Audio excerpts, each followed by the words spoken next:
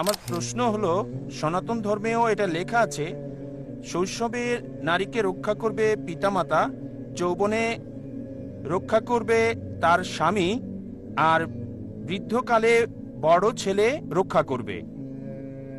সনাতন ধর্ম বলছে এই পৃথিবীতে কোনো ভালোবাসা নেই, এই পৃথিবীতে সবাই লোভী। সুতরাং ভালোবাসা আর লোভ দুটো ভিন্ন জিনিস, আর এই দুটো একই প্ল্যাটফর্মে যেতে পারে না। তাই আমাদের দায়িত্ব হলো ঈশ্বরের সেবা করা। আর সনাতন ধর্মে অর্জুন কৃষ্ণকে বলল যে, হে কৃষ্ণ, আমাকে বলো এই লোকেরা কি বলছে, আমি বুঝতে পারছি না, এতগুলো ভাষা আমি বুঝি না, আমাকে বলো। তাই তারা ব্যাঙের মতো কথা বলছে, তার মুখও বেরিয়ে আসে, তারা এভাবে খায়, আমি মৃত্যু থেকে এসেছি। এই পৃথিবীতে কোনো ভালোবাসা নাই, আমরা তুষ্ট করতে চাচ্ছি, এটা সহজাত বিষয়। বলা যায় সনাতন ধর্ম বলছে নারী পুরুষের সাথে যুক্ত হয়, পুরুষ নারীর সাথে যুক্ত। এই এই সনাতন ধর্ম, কারণ ভগবত গীতায় এসেছে 5200 বছর আগে, এবং 2010 বছর আগে বাইবেলে এসেছে, আর 1400 বছর আগে আপনাদের কোরআনে এসেছে। সুতরাং সনাতন ধর্ম এসেছে লক্ষ লক্ষ বছর আগে। এটাই আমার ধর্ম, আমি তুলনা করছি না। আমাদের জীবনের মানে সেবা করার জন্য। প্রশ্নটা আসলে কি ভাই? সনাতন ধর্ম পড়েছি, সনাতন সম্পর্কে আমি পরে মন্তব্য করছি। আমি বলছি প্রশ্নটা আসলে কি? আপনি বলতে চান সনাতন ধর্ম হিন্দুইজম নারীকে রক্ষা করে? না, আমি বলছি আমাদের দায়িত্ব কি মহিলাদের খুশি করা নাকি ঈশ্বরকে, মানে ঈশ্বরের সেবা করা? ভাই প্রশ্ন করলেন আমাদের দায়িত্ব কি মহিলাদের খুশি করা নাকি ঈশ্বরকে খুশি করা। হ্যাঁ। ভাই বললেন যে আমাদের দায়িত্ব কি মহিলাদের খুশি করা, ভালোবাসা বা আকাঙ্ক্ষা, নাকি সর্বশক্তিমান ঈশ্বরকে খুশি করা। সনাতন ধর্ম সম্পর্কে বলার আগে আমি ইসলাম সম্পর্কে বলছি। আল্লাহ পবিত্র কোরআনে বলেছেন, আমার আলোচনায় বলেছি, সূরা রুম অধ্যায় 30 আয়াত 21 বলা হয়েছে, আল্লাহ সুবহানাহু ওয়া তাআলা তোমাদের সঙ্গী সৃষ্টি করেছেন তোমাদের থেকে যেন তোমরা শান্তি পেতে পারো, আর তিনি আমাদের হৃদয়ে দয়া ভালোবাসা সৃষ্টি করেছেন। তার মানে আল্লাহ আমাদের সঙ্গী সৃষ্টি করেছেন, আমাদের স্ত্রীদের, আমাদের সাথীদের, তাদের নিকট থেকে যেন শান্তি পেতে পারি, তোমরা শান্তি পাবে, সুখ পাবে। আর সর্বশক্তিমান ঈশ্বর তোমাদের হৃদয়ে ভালোবাসা সৃষ্টি করেছেন। আমাদের প্রিয় নবী মুহাম্মদ সাল্লাল্লাহু আলাইহি সাল্লাম বলেছেন যে স্ত্রীর সাথে সহবাস করাটা হচ্ছে নেকির কাজ। সাহাবীগণ বললেন, সহবাস করা সওয়াবের কাজ কিভাবে? উত্তর হচ্ছে, কারণ তুমি তো বৈধ পথেই আছো। যদি অবৈধভাবে তা করতে, স্ত্রী ছাড়া অন্য কারোর সাথে, এটা নিষিদ্ধ। সুতরাং বৈধ পথে থাকলে এটা ভালো, এটা উত্তম, আপনি ভালো কাজ করছেন। তাই স্ত্রীর সাথে সহবাস করলে তার জন্য সর্বশক্তিমান ঈশ্বর প্রতিদান দেবেন। আপনি ঠিকই বলেছেন যে ভালোবাসা মানে স্বার্থের জন্য। আমিও সনাতন ধর্ম পড়েছি, আর তাতে ঈশ্বরের একত্ববাদের কথা দেখেছি আছে। আপনি জানেন হিন্দু ধর্মে অনেকগুলো দল রয়েছে, হয়তো জানেন এগুলো বিভিন্ন ধরনের মতবাদ। সবচেয়ে পবিত্র গ্রন্থ হচ্ছে শ্রুতি আর স্মৃতি। হিন্দু ধর্মগ্রন্থ মতে শ্রুতি হচ্ছে ঈশ্বরের বাণী, এগুলো বেদের অন্তর্ভুক্ত, এগুলো এক ঈশ্বরে বিশ্বাস করে, ঈশ্বরের কোনো প্রতিমূর্তি নেই। আমি উদ্ধৃতি দিতে পারি, আমার ভিডিও ক্যাসেট দেখতে পারেন, ইসলাম এবং হিন্দু ধর্মের সাদৃশ্য। এখন আমাদের কি মহিলাদের খুশি করা উচিত নাকি ঈশ্বরকে খুশি করা উচিত? প্রথমত, আমার লেকচারে বলেছি প্রত্যেক মানব জাতির উদ্দেশ্য হোক পুরুষ বা নারী, সর্বশক্তিমান ঈশ্বরকে খুশি করা। যখন ঈশ্বরকে সন্তুষ্ট করছেন, মহিলা খুশি হতে পারে, আবার নাও হতে পারে।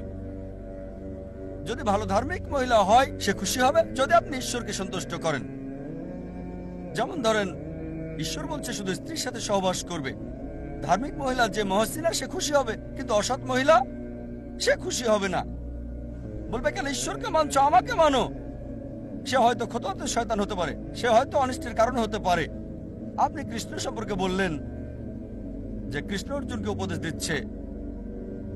যেহেতু কৃষ্ণের কথা বলছেন যে সে হিন্দুদের জন্য রোল মডেল, আর যখন মহাভারত পড়ি, আপনি জানেন সাদৃশ্য নিয়ে একটা লেকচার দিয়েছি, আপনি প্রশ্ন করেছেন তাই বলছি। মহাভারতে কি আছে যে কৃষ্ণ যখন নদীর তীরে যেত, যখন মহিলারা গোসল করতে আসতো, সে তখন কাপড়গুলো নিয়ে সেখান থেকে পালিয়ে যেত। কি জন্য? ভালোবাসা। নাকি অসৎ উদ্দেশ্য? কারণ সে ঈশ্বর, সে পারে। যেমন ধরেন আমি সম্মান করি, আমি ঈশ্বর যদি নারীদের কাপড় চুরি করতে চায় আর কাপড় নিয়ে চলে যায়, ঠিক আছে, কাপড় ছাড়া বেরিয়ে এসো, তাহলে কেন আপনি আমি করতে পারবো না? ঈশ্বরকে কপি করতে চাইলে কেন আপনি করবেন না? আর সেক্ষেত্রে হয়তো বলবেন এটা ঐশ্বরিক। ঈশ্বরকে আমরা কপি করব না, কারণ ঈশ্বর বিভিন্ন স্তরে রয়েছে। কিন্তু যদি কৃষ্ণকে ঈশ্বর বিবেচনা করেন, যদি ঈশ্বর নারীদের কাপড় নিয়ে যাওয়ার মতো কিছু করে থাকে আর বলে কাপড় ছাড়াই আসো, আপনি সেটা করতে পারবেন না? সহজেই করতে পারবেন। আর হিন্দি ছবিতে তাই দেখা যায়, দেখবেন এগুলো সবই আছে। আমি বলতে চাচ্ছি আমাদের সঠিকটা গ্রহণ করা উচিত। সনাতন ধর্ম পড়েছি, অনেক বিষয় আছে যেগুলো ভালো, শত শত হাজার হাজার ভালো বিষয় আছে, কিন্তু যেটা ভালো না সেটা আপনাকে বাদ দিতে হবে। আমি একটা লেকচার দিয়েছি ইসলাম ও হিন্দু ধর্মের সাদৃশ্য নিয়ে। এখন কৃষ্ণ সম্পর্কে বলছেন, ভালোবাসা আর লোভ নিয়ে বলছেন। কৃষ্ণের অনেক কিছুই আমি সমর্থন করি, কিন্তু সবকিছু না। অনেক কিছুই তিনি বলেছেন। তিনি বলেছেন ক্ষত্রিয় হতে, অন্যায়ের বিরুদ্ধে যুদ্ধ করতে, যদি আপনজনের বিরুদ্ধেও যায়। তিনি এটা বলেছেন ভগবদ গীতায় 2:31। একই কথা আছে কোরআনে সূরা নিসা অধ্যায় 4 আয়াত 135-এ, যে ন্যায়ের পক্ষে যুদ্ধ করো। যেহেতু আল্লাহ সুবহানাহু ওয়া তাআলা দেখছেন, যদি এটা তোমার বিরুদ্ধে যায়, আত্মীয়দের বিরুদ্ধে যায়, তোমার বাবা মার বিরুদ্ধে গেলেও আল্লাহ উভয়কে রক্ষা করেন। তাই তার কথা যদি কোরআনের সাথে মিলে, আমার ঈশ্বরের কথার সাথে মিলে, আমি মানবো। কিন্তু সবকিছুই মানবো না। আমি জানি কোরআন ঈশ্বরের বাণী, আর এ কারণেই আমি বলি এটা হলো ফুরকান। ফুরকান হলো সত্য মিথ্যার পার্থক্যকারী। যদি আপনি এটা পড়েন, এটা হলো সর্বশেষ এবং চূড়ান্ত বার্তা সর্বশক্তিমান ঈশ্বরের, যা মানব জাতিকে দেওয়া হয়েছে। এটা পড়েন। আমি চ্যালেঞ্জ করলাম একটা মাত্র ভুল বের করতে। অন্যান্য গ্রন্থ যেগুলো আছে, অন্যান্য ধর্মগ্রন্থ, সময়ের আবর্তে সেগুলোর পরিবর্তন ঘটেছে, সংযোজন হয়েছে, মিশ্রণ হয়েছে। একথা কে বলেছে? আমি না, খ্রিস্টান বিশেষজ্ঞ। তারা বলেছে বাইবেল এখন তার আসল রূপে নেই। মহাভারত বিশেষজ্ঞরা বলছে শুরুতে মহাভারত একটা গল্প ছিল, যা অর্জুনের দাদা মানুষজনকে বলেছিল।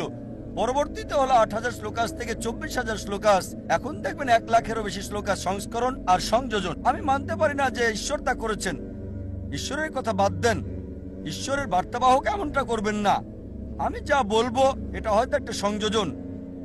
আমি ঈশ্বরের বার্তাবাহকদের সম্মান করি, কিন্তু যদি বলেন তারা ঐশ্বরিক, তাহলে বলবো ঐশ্বরিক কোনো লোক এটা করবে না। ঠিক আছে, তবে এটা সংযোজন, এটা মিশ্রণ। আমি এ কারণেই আপনাকে অনুরোধ করব, এমন একটা বই পড়েন যেটা শতভাগ সঠিক, সম্পূর্ণ ত্রুটি মুক্ত। আল্লাহ বলেছেন পবিত্র কোরআনে সূরা হিজর অধ্যায় 15 আয়াত 9 যে আমি কোরআন নাজিল করছি, আমি এর হেফাজত করব। সর্বশক্তিমান ঈশ্বর নিজেই বলেছেন তিনি এই কোরআনকে হেফাজত করবেন। যদি এটা পড়েন, সঠিক অধিকার পাবেন যা মহিলারা পৃথিবীতে পেতে পারে। আশা করি উত্তরটা পেয়েছেন।